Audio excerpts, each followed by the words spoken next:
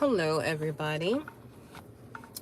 Uh, get used to this, and I'm going to get used to it as well because this is something I really, really want to do more of, and that's just to come on with YouTube more. I'm building my audience, and YouTube has always been my favorite. I watch more YouTube videos than I watch anything else. So I was like, okay, let's build this thing. Let's build it, and hopefully, at the same time, I am inspiring and encouraging other people to do the exact same thing. It's really a matter of just hitting go live, honey. We can come up with 1,000, and I got the sun. I'm here at the movie theater. I have passes to check out a movie for a review, not for a review, but I'm on a list to review movies before they come out publicly. So that's what I'm doing, and I moved once, and I said I don't want to move again. So we're gonna make this work because we really have to get away from using excuses for everything we really don't want to do. It's not that I don't want to do this; it's just that I have so many excuses and probably worried about what people are gonna say and why. I am on.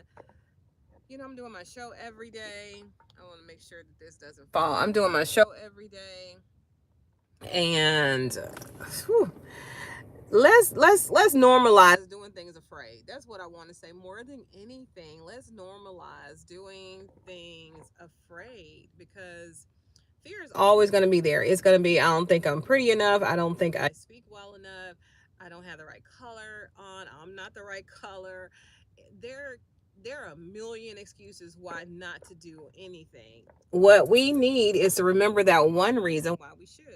And my one reason always is that I want to impact somebody's life. I want to inspire them or encourage them, or I want to motivate them, share a word with them, because I really do believe that God's doing a new thing. He's always doing a new thing. We just don't catch up with it. We just get stuck and think something um life shattering, earth moving has to happen for us to call it a new thing. Well, honey, God's always doing a new thing, and I'm going to keep on primping, as they say, because it's just what I do.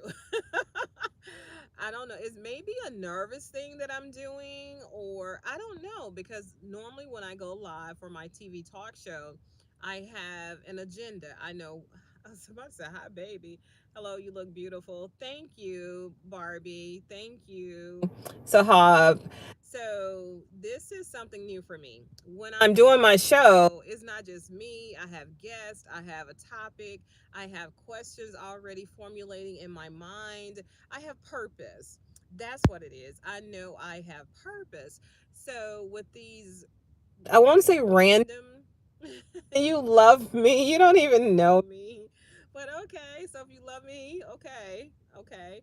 But I just want to encourage you to stop letting fear, because this was an excuse. It's there's a fear when you dial it down. There's a reason, and it's usually gonna be pain. Is really fear. We call it procrastination, unprepared.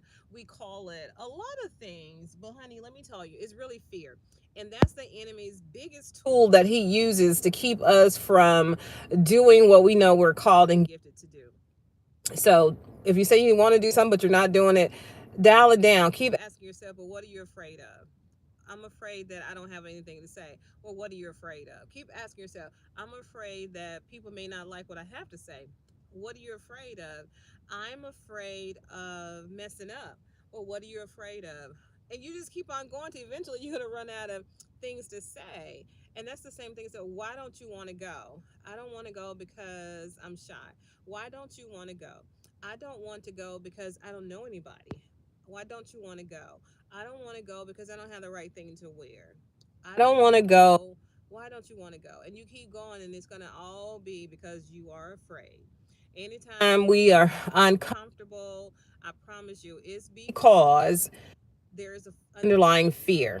And I'm telling you, it's normal, it's natural, but don't let that stop you. So I'm going to go about 5 minutes, maybe six, because I really do have to go in to watch this movie and be focused and truly Pay attention because it's a movie. It's called Sarah's Oil, and it is a phenomenal true story. Check her out. I will tell you more about it, but it's called Sarah's Oil. There was this 12-year-old girl in like late 1800s who was gifted some land. There was some kind of treaty going on. There was a lot going on, and the government had to give land away, and so they gave this young girl some acres. Anyway, she felt the Lord saying there was oil on her land, and sure enough, there was oil. And her being a Black American, she had to get somebody to help her who had money. And back then, most of the people who had money were white Americans. So that's what happened. She got somebody to dig for her, to dig and find the gold, and they tried to take it from her, of course. But she was so smart. Oh, this little girl was so smart, and she had smart parents. Well, I'm gonna go see that movie, and I've had three screeners this week, three screeners that I get to see movies first before anybody else, because that's the nature of the job, being on television. And my son's reminded, he said, Mom, you were a content creator before content creating became a thing. Right. And I was an influencer because people were sending me whatever we were talking about. If it was the Dove segment, I got soap. If it was Home Depot, I got some from Home Depot. If it was makeup, I got makeup. So I've been an influencer and a content creator way before it was cool. And now that people are really utilizing that term and content in ways that can really increase your revenue and your income, I got to get on that bandwagon. I got to do more of that. Not so much for the show, but just for me as a person who loves life, who loves adventure, who loves sharing information. Yeah, I like somebody give me a thumbs up. I like that.